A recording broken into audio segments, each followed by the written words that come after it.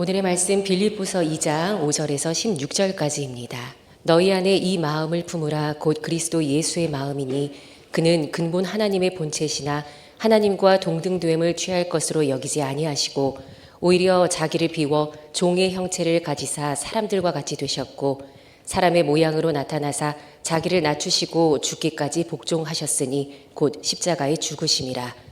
이러므로 하나님이 그를 지극히 높여 모든 이름 위에 뛰어난 이름을 주사 하늘에 있는 자들과 땅에 있는 자들과 땅 아래에 있는 자들로 모든 무릎을 예수의 이름에 꿇게 하시고 모든 입으로 예수 그리스도를 주라 시인하여 하나님 아버지께 영광을 돌리게 하셨느니라. 그러므로 나의 사랑하는 자들아 너희가 나 있을 때뿐 아니라 더욱 지금 나 없을 때에도 항상 복종하여 두렵고 떨림으로 너희 구원을 이루라. 너희 안에서 행하시는 이는 하나님이시니 자기의 기쁘신 뜻을 위하여 너희에게 소원을 두고 행하게 하시나니 모든 일을 원망과 시비가 없이 하라.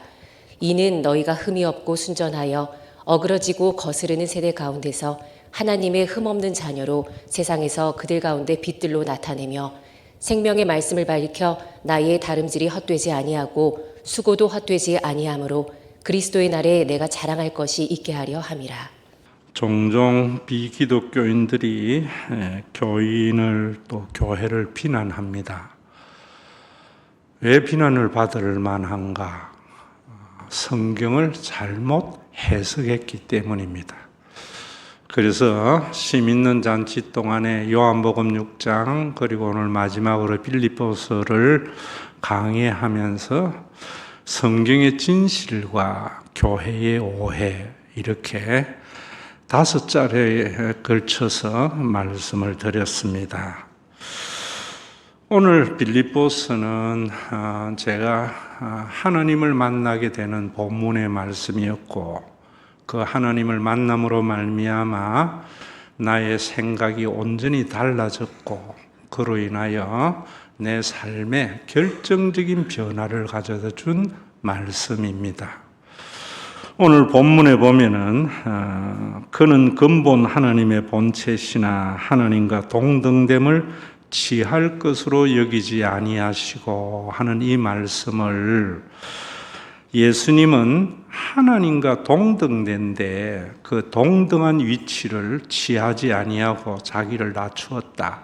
그래서 그 뒤에 보면은 하나님이 그를 지극히 높여 모든 이름 위에 뛰어난 이름을 주사 하늘에 있는 자들과 땅에 있는 자들과 땅 아래에 있는 자들로 모든 무릎을 예수의 이름에 꿇게 하셨다. 우리도 예수님과 같이 겸손하면은 하나님께서 우리를 높여서 많은 사람들이 우리 앞에 와서 굴복하게 될 거다라고 해석을 하는 사람들이 있습니다. 그래서 기독교인은 겸손해야 돼. 그럼 하나님이 높여주셔. 이러는 것은 복음을 이해하지 못한 것이고 또 그렇게 한다고 하나님의 나라가 이루어지지도 않습니다. 성경 해석 참 어렵습니다. 여러분들이 지금은 우리나라 말에는 장절 구분이나 그 다음에 띄어쓰기나 다 되어져 있지만은 원래 원문의 성경에는 장절 구분도 없었습니다. 지금 이러한 장절 구분은 성경이 쓰여지고 난 한 1500년이 지난 AD 1500년경에 장절 구분이 되어진 제네바 성경이 최초입니다. 심지어 구약 성경의 히브리어에는 모음조차 없기 때문에 읽는 것도 쉽지 않습니다. 그래서 오역이 생기고 또 잘못된 해석이 나기도 합니다. 그런데 오늘 훌륭한 신약학자들의 해석에 보면은 그는 근본 하나님의 본체시나라고 할 때에 이 말은 예수님은 하나님의 본질이 우리 가운데 드러나신 분이다. 저는 이 말씀에 큰 충격을 받았습니다.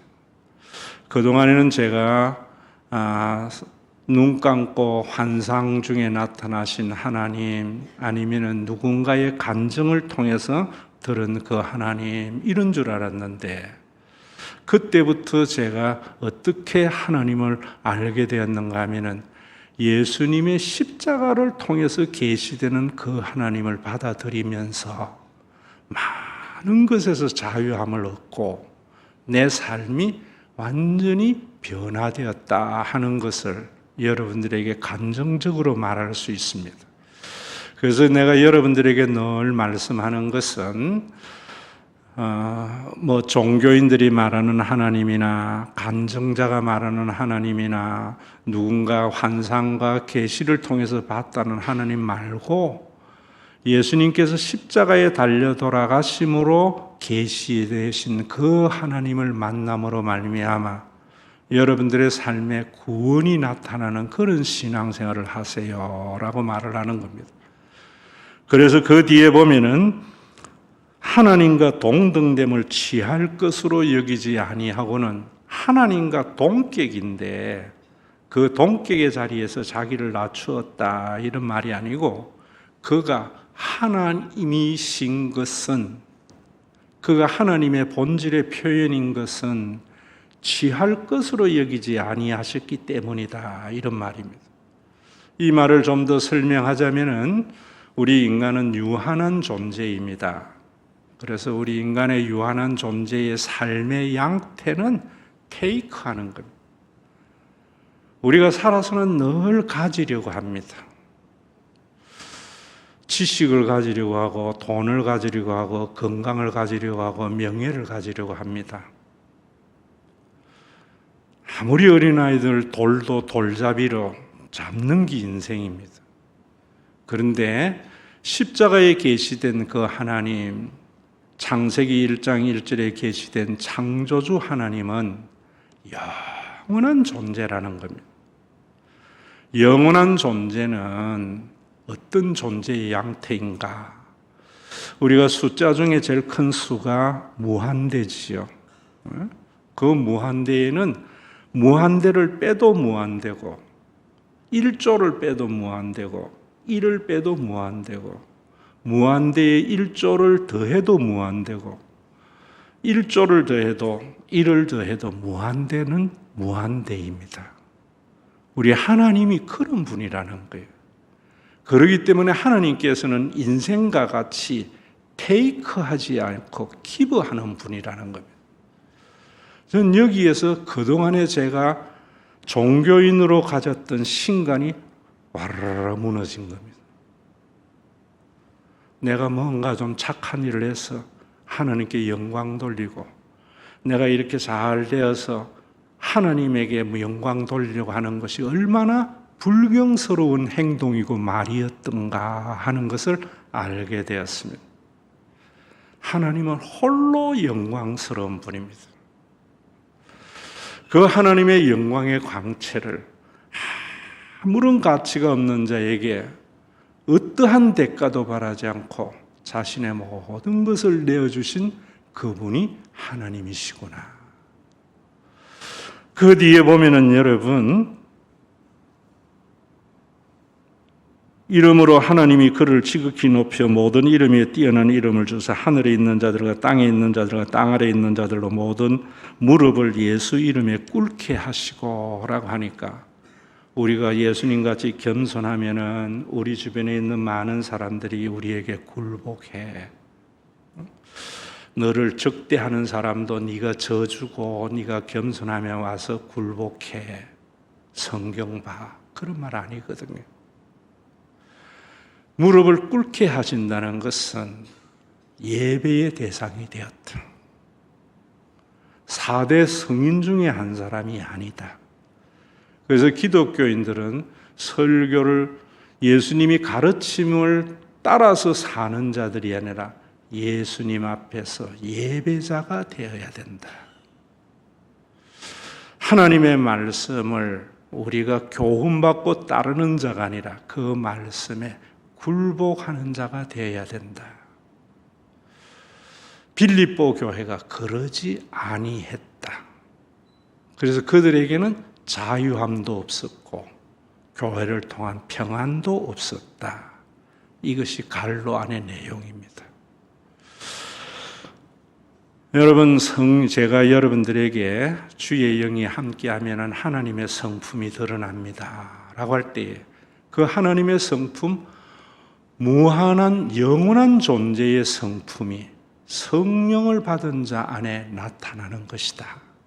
그렇게 되면은 유한한 인생이지만은 우리는 테이크하는 인생 속에 주려고 하는 이상한 마음이 생긴다.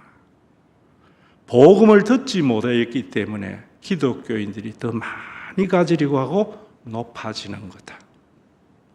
더 많은 교인을 끌어모으는 것이 목회의 성공이라 그러고, 내가 이름을 높이 드러내서 하나님께 영광 돌리려고 하는 죽은 종교의 삶이 오늘날의 현실이 아닌가. 오늘도 저와 여러분들이 이 말씀을 제대로 알므로 말미암아 정말 이런 변화가 있어야 됩니다. 예수를 믿는다는 것은 예수님께서 그리스도이심을 받아들이는 겁니다. 그러면 그 결과가 뭔가? 요한은 영생이라고 합니다. 바울은 구원을 받았다고 합니다. 유대인들에게 복음을 전하였던 마태는 유대인들의 머릿속에 구원은 천국이거든요. 그래서 예수님을 그리스도로 받아들이면은 천국이 너희 가운데 임한다 이럽니다. 마가복음은 이방인들에게 복음을 선포한 내용인데요. 그 당시는 이방인은 로마 제국 안에 있는 사람들입니다. 그래서 너희가 예수님을 그리스도로 받아들이면은 너희 교회는 시저가 통치하는 그런 제국이 아니라 하나님이 통치하시는 하나님의 나라가 이루어질 거다. 그래서 영생이라는 말, 구원이라는 말, 천국이라는 말, 하나님의 나라라는 말이 다 동의어입니다. 예수님을 그리스도로 받아들일 때에 우리 속에 나타나는 아름다운 결과를 말하는 겁니다. 왜 우리가 이런 하나님의 나라를 이루기 위해서 신앙생활하면 저항하는 게 있습니다.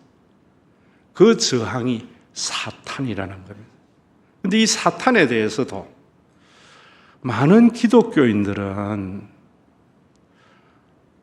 도깨비 신앙, 마귀 신앙 가지고 있어요. 그래서 사탄이 우리의 운명을 가지고 장난치고 우리를 병들게 하고 그를 달래는 것이 신앙생활인 줄 알아요. 그렇지 않습니다.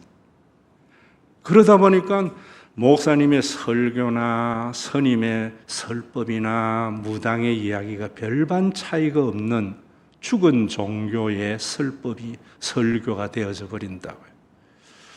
서양 철학의 대가인 임마누엘 칸트는 사탄 악마에 대해서 뭐라고 이야기했는가 하면은요, 이 정체도 제대로 알아야만이 제대로 된 영적인 싸움을 할 수 있습니다. 악마는 모든 사람들이 지키는 규칙에 자신만을 예외로 둘 때 생기는 최대 이익을 추구하도록 인간을 유혹한다. 이렇습니다. 자, 여러분 이 말 잘 알아야 됩니다. 우리가 이 세상에 살아갈 때에 모든 사람들이 지켜야 할 규칙이 있습니다. 그 규칙이 있기 전에는 죄가 아니었다. 로마서에서는 말을 그렇게 합니다. 도둑질하지 말라는 율법이 없으면 도둑질하는 것이 죄나 악이 아닙니다. 그러나 우리가 살아갈 때에 도둑질이라는 것은 우리 모두가 공멸하고 힘들게 하는 일이기 때문에 하나님께서 율법을 주신 것입니다. 그런데 그래서 하나님께서는 성령은 우리에게 그 율법을 잘 준행하도록 성령을 보내어 주셨고, 그 율법을 지키며 살아갈 때에 무질서한 세상, 카오스의 세상이 코스모스가 된다는 것이 성경의 말씀입니다. 그런데 사탄은 우리에게 어떻게 역사하는가? 이번 주에 제가 인사이드 아웃이라는 영화를 봤습니다. 여러분도 보는 게 하면 좋을 것 같아요. 사춘기 소녀가 새로운 환경, 어떤 사건이 생길 때에 그의 심리 가운데 어떻게 역사하는가를 한번 보면서 그 심리의 상황에 따라서 잘못된 생각이나 잘못된 관계의 모든 삶이 드러나는 걸 말하고 있습니다. 인사이드 아웃을 그 정도이지만 그 이면에 사탄의 역사가 있습니다. 사탄은 우리의 운명을 가지고 장난치는 것이 아니고 우리의 생각을 지배합니다. 성령은 우리 속에 엑스타시 현상을 경험케 하는 것이 아니라 우리의 생각을 지배하는 것이 성령의 역사입니다. 그 싸움이 언제나 우리 내부에 갈등을 일으키는 것이 그리스도인의 삶이기 때문에 이 땅에 이미와 아직 사이에 있는 교회와 교인들에게는 전투적 교회다 이렇게 말합니다. 이 영적인 싸움은 사탄의 정체를 모르기 때문에 잘못된 전략, 잘못된 전술이 교회에 만연합니다. 예수의 이름으로 명하노니 물러가라고 귀신을 쫓아내는 구마의식이 영적인 싸움이라고 생각합니다. 그렇지 않습니다. 사탄은 우리를 어떻게 지배하는가? 칸트의 이야기대로 모든 성경에 보면은 그 지켜야 할 규칙이 있는데 그 규칙에 자신만을 예외로 만들게 합니다. 왜? 그때 생기는 최대의 이익이 있거든요. 그래서 공멸해 가게 하는 거거든요. 여러분들이 알아들을 수 있는 이 말을 어떻게 설명할까 하다가 제가 영동고속도로를 잘 타고 갑니다. 갔다가 영동고속도로에서 교회나 집에 올 때에 5시 전에 가려고 노력합니다. 5시가 넘으면 8시에 들어가려고 합니다. 왜냐? 그 사이에는요, 용인 IC 지나서 마성 IC로 들어오려면 길게는 어떨 때는 2, 3km 줄 섭니다. 그걸 보면서 그런 생각합니다. 만약에 교통법규라는 것이 없다면 얼마나 무질서하겠습니까? 모든 사람이 서로 가려고 뒤엉켜서 전혀 앞으로 나가지 못할 겁니다. 교통 질서라는 율법이 있기에 사람들은 2, 3km 줄을 섭니다. 그게 모두에게 유익이기 때문입니다. 그런데 사탄은 나에게 어떻게 역사하는가? 너는 예외적으로 앞에 가서 끼어들어. 나 하나만 그 규칙에 벗어나면은 굉장한 이익과 편리함이 생긴다는 유혹으로 내 생각을 지배합니다. 2, 3km 한 20분 기다려서 보면 그런 사탄의 유혹에 넘어간 사람들이 너무나 많습니다. 그들 중에 그리스도인도 있지 아니할까? 영적인 싸움을 알지 못해서 그런 것이 아닌가? 이것은 그런 것만이 아니라 국가에나 사회에나 교회에 어디에나 사탄은 역사합니다. 예수 안 믿는 사람은 사탄의 자녀라는 말은 잘못된 말입니다. 국가에도 여러분 보세요. 요즘 뉴스를 잘 안 보는데 보면은 또 뭐 주가 조작이나 이런 이야기 많이 하더라고요. 그걸 보면서도 저는 그런 생각합니다. 우리가 사는 사회는 자본주의 체계인데 이 자본주의는 좋은 주식 시장이 있어야만이 모두가 잘 살 수 있는 사회가 됩니다. 그래서 그 주식 시장의 자본법을 잘 지키는 사회가 좋은 사회입니다. 그런데 사탄은 우리에게 어떻게 하는가? 그 주식 시장을 흔듭니다. 주가 조작하게 합니다. 회사의 지식을 미리 빼내서 주식을 미리 사게 합니다. 자기에게 최대의 이익이 생기죠. 그런데 우리의 사회는 파멸로 나아가는 겁니다. 그런 이면의 역사는 사탄의 역사를 봐야지. 주가 조작하는 자 암만 잡아들여도 생깁니다. 교회에서 그렇게 조작해가지고 11조 많이 하면 하나님께 복받았다는 교회는 아닐지, 영적인 싸움이 뭔지를 모르는 데에서 나오는 겁니다. 종교적인 진영만 만들어내는 영적 싸움은 아닌지, 우리 모두가 대한민국의 법을 잘 지키면 참 좋은 사회입니다. 누군가 그 법에 예외로 두면 지키는 사람의 숫자에 만큼 최대 이익이 발생합니다. 오늘날 작금의 현실이 아닌지, 그들 중에는 장로님이나 목사님이나 교인들은 없는지, 왜? 영적인 싸움이 뭔지를 모르기 때문입니다. 예수님이 그리스도이심을 믿는 게 뭔지를 모르기 때문입니다.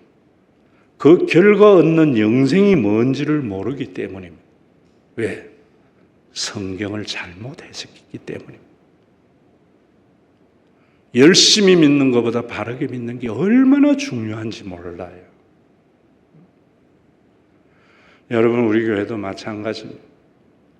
교회에는 주일 성수라든지 11조라든지 나름대로의 규범이 있습니다. 그 규범을 우리 모두가 잘 지키면 너무나 모두가 좋은 교회가 됩니다. 율법과 규율은 아니지만은 우리끼리 정한 내규, 아빠들의 여름방학 잘 지키면 굉장한 모임이 될 겁니다. 내가 거기에 예외로 가면 나는 편할 수 있습니다. 우리 교회의 11조 삶이나 우리 집 헌금 모두가 여러분들이 그 능력에 있는 만큼 지킬 때 우리 교회는 여러분들이 먹고 사는 일에 걱정하지 않고 살아갈 수 있는 교회가 이루어질 수 있습니다. 여러분들의 자녀들은 자기가 하고 싶은 일을 하면서 직업을 선택할 수 있는 그런 삶을 살아갈 수 있습니다.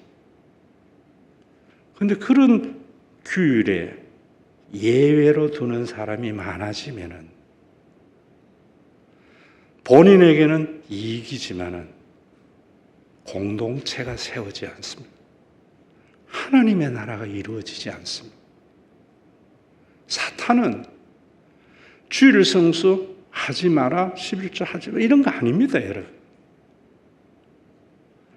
그런 규율에서 나를 예외로 두도록 내 속에 있는 이기심을 부추기는 것이 사탄의 역사인 줄 모르니까 우리가 그 싸움에서 승리하지 못하기 때문에 하나님의 나라가 든든히 세워지지 않는 겁니다.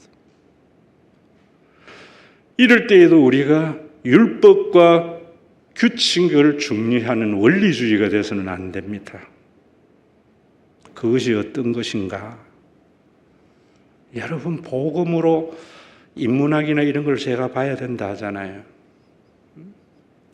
심리학자는 그런 이야기를 합니다.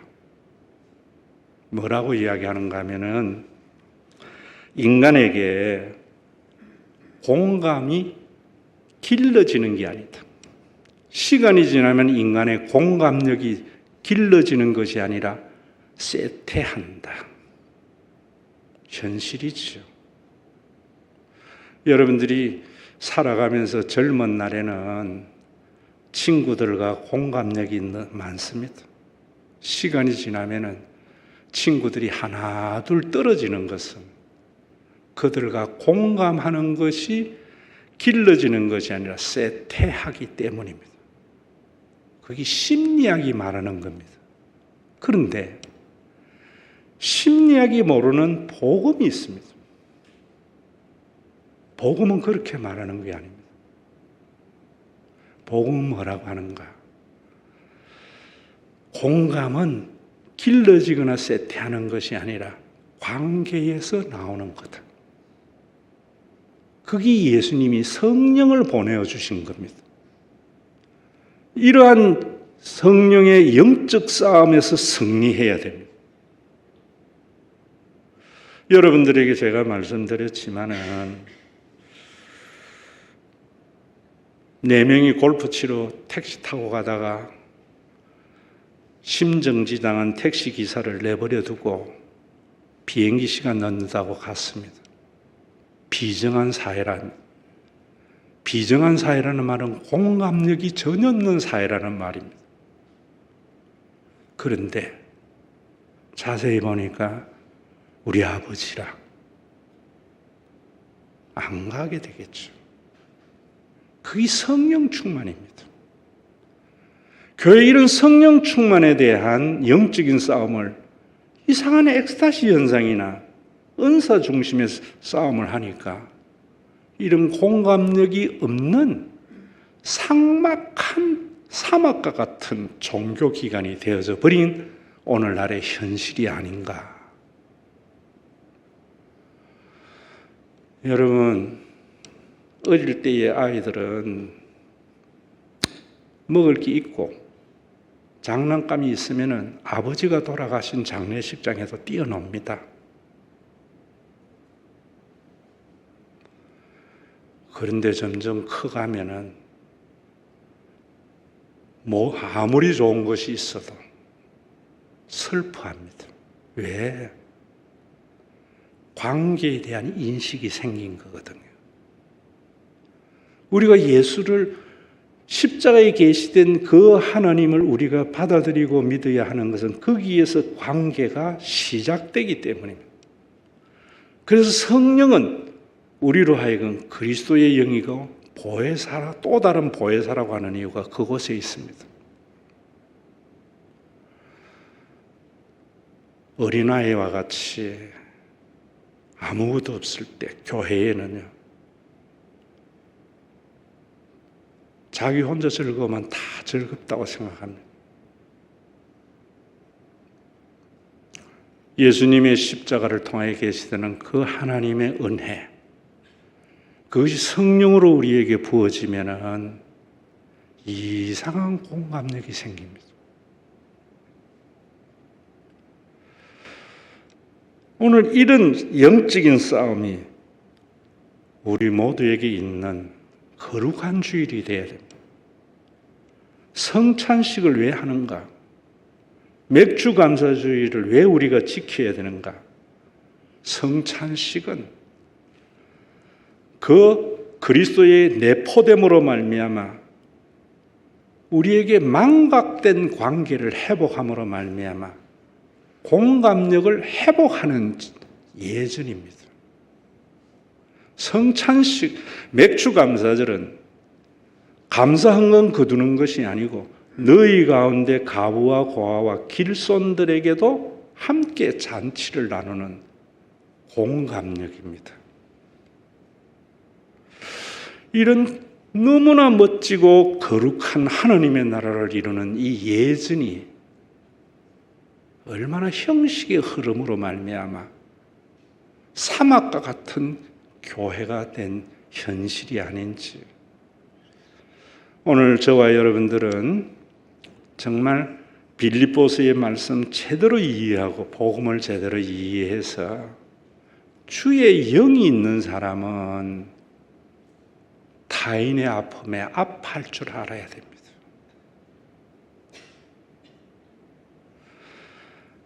제가 수요일날 성경 강좌에 모든 성경은 하나님의 감동으로 된 것으로 교훈과 책망과 바르게 함과 의로 교육하기에 유익하니 이는 하나님의 사람으로 온전하게 하며 선을 행할 능력을 갖추게 함이라. 하나님의 사람은 어떤 사람인가? 열심히 종교 생활하는 사람 아닙니다. 하나님의 사람은 공감하는 사람입니다. 나 하나 편할 때 누군가가 불편할 수 있다. 내 호주머니에 그러니까 두둑해질 때 누군가가 그 호주머니가 비어져 가는 것을 인식할 수 있는 사람이 하나님의 사람입니다. 그런 사람이 되라고 성찬식을 하는 기고, 예수님이 그런 분이고 예수님을 통하여 계시는 그런 하나님이기 때문에 주님의 살과 피를 먹으면서 그 안에 내포되어라. 공감이 없는 성찬식은 죽은 종교 예전입니다. 공감이 없는 맥주 감사절은 그 감사 헌금은 전혀 없는 재물이 됩니다. 우리 교회가 여러분 정말 이런 교회가 되었으면 싶습니다. 제가 여러분들에게 늘 말씀드리듯이 해도 어깨 힘줄 것 없고 못해도 기죽을 필요가 없는 교회. 한 사람도 안 하는 사람이 없는 것이 아니라 못하는 사람만 있는 교회. 제가 이런 말 하는 건요, 엄청난 복음의 깨달음에서 나오는 소리입니다. 공감 안 하게 되면은 안 한다 합니다. 심리학에도 인간은 공감이 길러지는 것이 아니라 쇠퇴간다고 했습니다. 그래서 젊은 날에는 친구들과 공감과 교통이 잘 일어나지만 나이가 들수록 판단만 생깁니다. 관계가 점점 좁아집니다. 교회도 마찬가지입니다. 성찬이나 예배나 절기를 통해서 성령의 내주하심, 성령의 충만함을 받지 못하면은 종교의 연조가 더해갈수록 판단만 생깁니다. 우리 목사님 왜 저래? 교회 왜 저래? 저 장로 왜 저래? 죽은 종교인의 자리가 오늘 성찬과 맥주 감사절을 맞이하면서 우리 모두에게 성령으로 인한 공감이 생겨지는 그런 성찬이 되어져서 어떤 어려움 속에서도 교회 생각하면은 좌절하지 않게 되어지고, 우리 교회는 모든 성도들이 교회의 규범에 다 예외가 아니라 참여해서 여러분들이 먹고 사는 일에 걱정이 없고, 여러분들의 자녀들은 먹고 살기 위해서 직업을 선택하는 자가 아니라 하고 싶은 일을 하면서 살아갈 수 있는 그런 귀한 자녀를 통해서 메마른 세상에, 바짝 말라버린 아골골짝과 같은 세상에 한 줄기의 빛이 되고 생수를 주는 신과 회복이 있는 교회가 되었으면 하는 것이 바람입니다.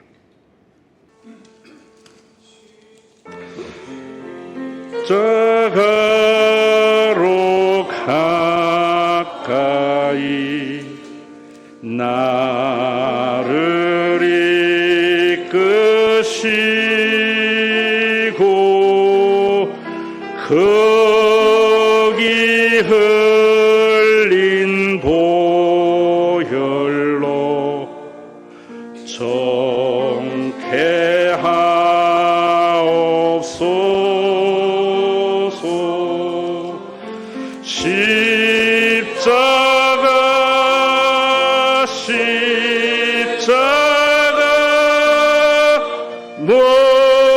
노한영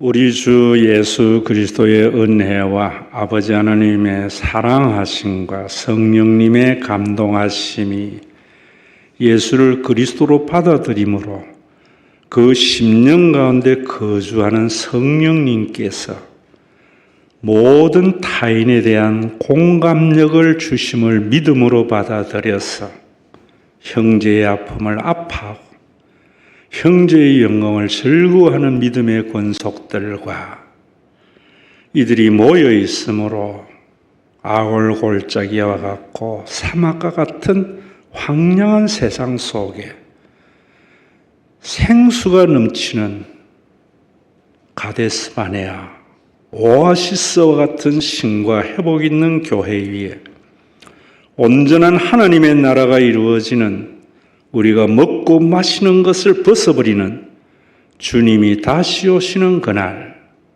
언제인지는 모르지만 반드시 속히 오고 말 내 코의 마지막 호흡이 끝나는 그날까지 함께 있을지어다.